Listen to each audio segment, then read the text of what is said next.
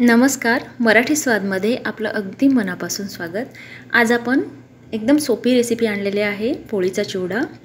बऱ्याचदा मुलांना भूक लागते आणि पटकन काहीतरी हवं असतं, तर अशा वेळी ही रेसिपी खूप उपयोगाची आहे। अगदी 2 मिनिटात बनते आणि हेल्दी पण आहे।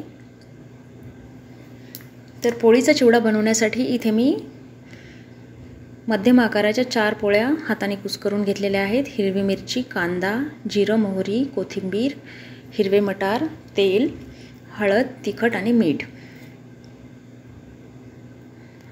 तर सर्वात आधी कढई गॅसवर ठेवलेली आहे आणि त्याच्यामध्ये 1 ते 1.5 चमचा तेल घालायचे। तेलाचं प्रमाण तुम्ही तुमच्या आवडीनुसार कमी जास्त केलं तरी चालेल।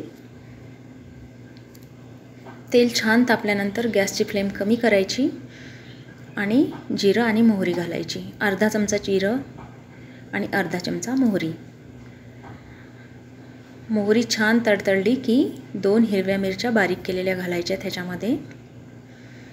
आता इथे तुम्हाला किती तिखट हवंय त्यानुसार तुम्ही मिरचीचा उपयोग केलात तरी चालेल। त्यानंतर मोठा बारीक चिरलेला कांदा घालूया आपण। कांदा थोडासा सॉफ्ट झाला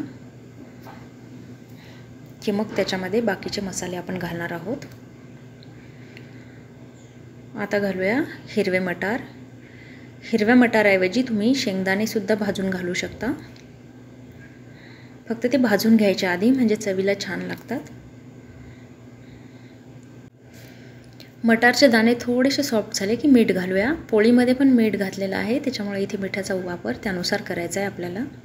अर्धा चमचा मीठ घातले मी।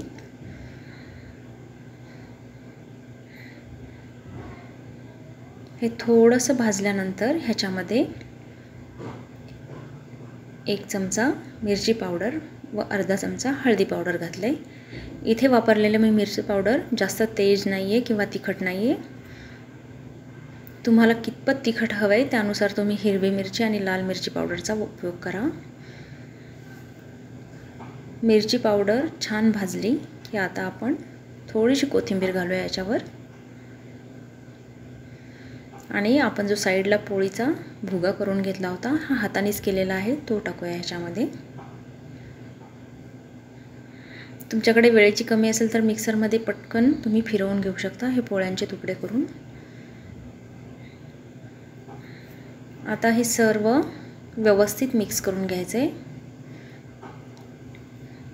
ह्या पोळ्या मी सकाळच्याच दुपारी वापरलेल्या आहेत, म्हणजे अगदी 3-4 तासापूर्वी केलेल्या पोळ्या आहेत। जर आदल्या दिवशीच्या पोळींचा तुम्ही हा भुगा किंवा चिवडा बनवणार असाल तर थोडंसं पाणी शिंपडायचे ह्याच्यावर, ह्या स्टेजला, म्हणजे सॉफ्ट होईल तो चिवडा। मी आजच्याच पोळ्याचा करत असल्यामुळे पाणी शिंपडण्याची गरज नाही ह्याच्यावर। तर आता गॅसची फ्लेम एकदम लो ठेवायची आणि ह्याच्यावर झाकण ठेवून एक वाफ काढायची अगदी अर्धा मिनिटभर, म्हणजे याला छान चव येईल।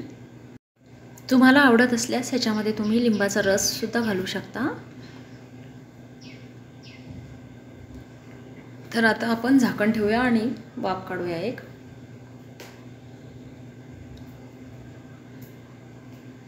एकदम 2 मिनिटात बनणारी ही रेसिपी आहे आणि चवीला पण सर्वांना आवडणारी आहे। तर ह्या पद्धतीने पोळीचा चिवडा बनवून बघा, खूप सुंदर बनतो। धन्यवाद।